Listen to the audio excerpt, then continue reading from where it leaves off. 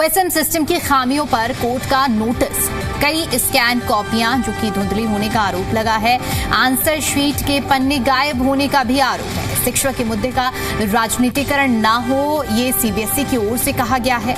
Board ने छात्रों के लिए रीचेकिंग प्रक्रिया का हवाला दिया है।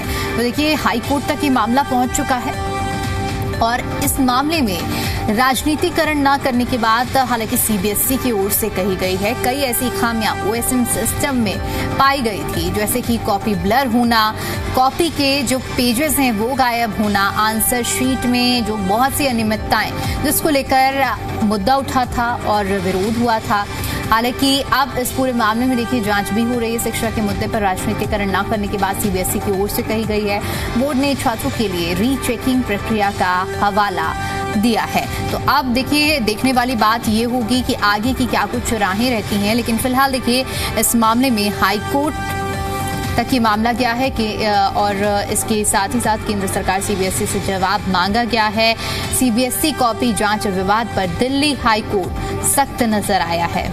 इसी पर ज्यादा अपडेट के साथ जी मीडिया संवाददाता अरविंद सिंह हमारे साथ जुड़ चुके हैं। अरविंद, इस पूरे मामले पर सुनवाई के दौरान क्या क्या कुछ अहम पहलू रहे हैं और किस किस से जवाब तलब किया गया है कोर्ट की ओर से? देखिए, हाईकोर्ट ने इस मामले में सीबीएसई और केंद्र सरकार को नोटिस जारी किया है, उनसे जवाब तलब किया है।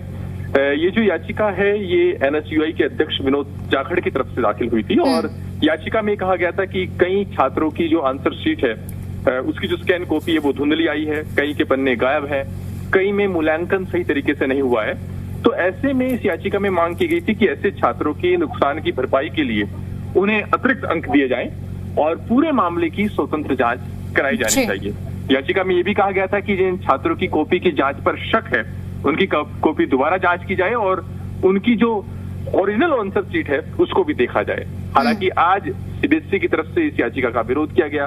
सीबीएसई का ये कहना था कि ये याचिका राजनीति से प्रेरित है, एक राजनीतिक संगठन की तरफ से दाखिल की गई है और सीबीएसई खुद छात्रों के संपर्क में है और पहले भी जब इस तरह की समस्याएं आई हैं तो जो पोर्टल है उसकी समय सीमा को बढ़ाया गया है।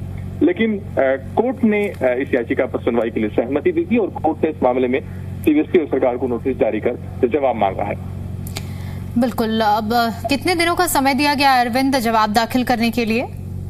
ये तकरीबन 4 हफ्ते का वक्त है जब केंद्र सरकार और सीबीएसई की तरफ से इस मामले में जवाब दाखिल किया जाएगा।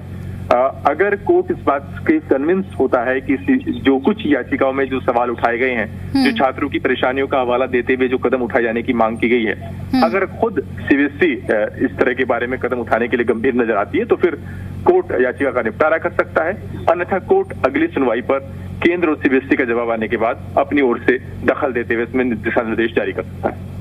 चलिए, ठीक है अरविंद, बहुत शुक्रिया आपका हमारे साथ जुड़ने के लिए और पूरी जानकारी के लिए। तो देखिए किस तरह से सीबीएसई का ये जो ओएसएम सिस्टम है ये इस वक्त सवालों के घेरे में है।